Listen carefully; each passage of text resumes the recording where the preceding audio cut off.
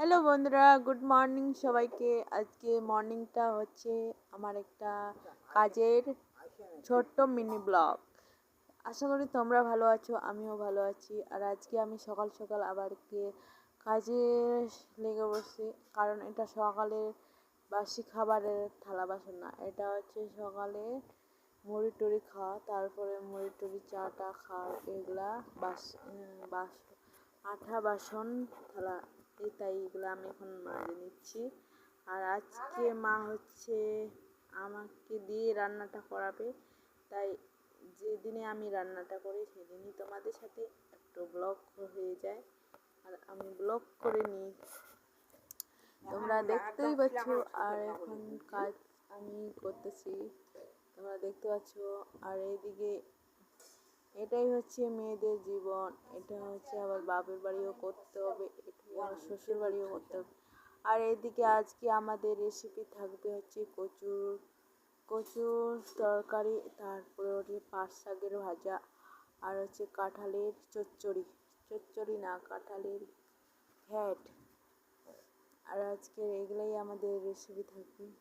আর এখন আমি কচুগুলা অলরেডি আমি ছুলে নিয়েছি, এইগুলা কাটতে হবে, কারণ গোটা গোটা তো খাওয়া যায় না, কারণ গোটা গোটা দিলে সিদ্ধ হবে না। আর এইদিকে দেখো, আমি আমাকে একাই সব এগুলো ম্যানেজ করতে হচ্ছে। আমার মা আজকে ধান সিদ্ধ করতেছে, তাই আমাকে এগুলাই সব কিছু করতে হবে। তোমরা আমার এই ছোট্ট মিনি ব্লগটি দেখতে থাকো। আর কি বলো তো বন্ধুরা, আজকে হচ্ছে সকাল সকাল হচ্ছে অনেক বৃষ্টি হয়েছিল, তাই বৃষ্টির কারণে মা তাড়াতাড়ি ধান সিদ্ধ করতে পারেনি। আর এখন প্রায় বাজে 9:30।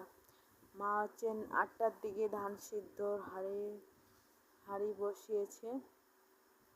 তাই মা বলল যে রান্নাটা তুই করে নে ওইদিকে গ্যাসের উনুনে, আর আমি এদিকে ধান সিদ্ধটা করছি।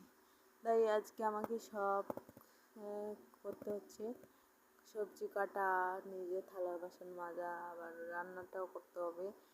আর এইদিকে অনেক বেলাও হয়ে গেছে। আর এইদিকে আবার খিদাও লাগছে। খিদা সেরকম লাগেনি, কারণ আমি সকাল টাইমে মুড়ি খেয়ে নিয়েছি। আর এইগুলো সম্পূর্ণ এগুলো খাও না, এইগুলা যেগুলা ছুলিনি ওইগুলো খেয়ে বেগের মধ্যে রেখে দিলাম, কারণ এগুলা পরের দিন আবার রান্না করতে হবে, কারণ তো এত কিছু তো একসাথে খাওয়া যায় না। আবার তোমরা দেখতেই পাচ্ছ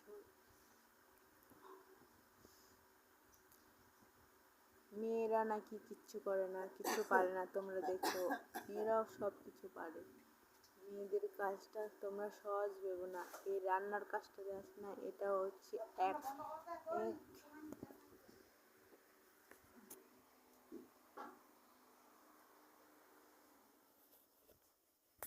তাই আমি অলরেডি চলে আসছি। আর এদিকে তোমরা দেখতেই পাচ্ছ আমার কাজ।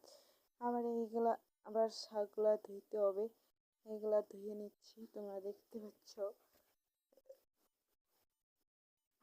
আমাকে একদমই কাজ করতে পছন্দ লাগে না, তবুও কাজ করতে হচ্ছে, কি করবো গাইস। আর আমরা যদি এইগুলা কাজ না করি না, আর বাড়ির নিচে লোকগুলাও খেতে পারবে না, কারণ ওরা এই কাজ করতেই পারবে না। দেখো আমাদের কাজ অনেক পরিশ্রম করতে হয়, তবে রান্না কমপ্লিট হয়, তাছাড়া এমনি হয় না। তোমরা এই ভিডিওর মাধ্যমে দেখতে পাবো রান্না করতে কত কাজ করতে হয়, কত কাজ ম্যানেজ করে তবে রান্নাটা সাকসেস হয়। আর দেখতেছি, আর আমাদের টিউবওয়েলের কলের পাড়টা অনেক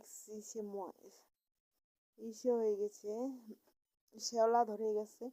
শ্যাওলা কারণ এগুলা তো কলের পাড়টা তো প্লাস্টার করে বাঁধানো হয়নি, তাই এগুলো টিনের মধ্যে শ্যাওলা বাঁধে গেছে জল পেয়ে। আর এইদিকে আমি অলরেডি ভাতের হাঁড়িতে জল নিয়ে গ্যাসের মধ্যে বসিয়ে দিচ্ছি। আর এইভাবে তোমরা কে কে কচু তরকারি রান্না করো অবশ্যই কমেন্টে বলবে।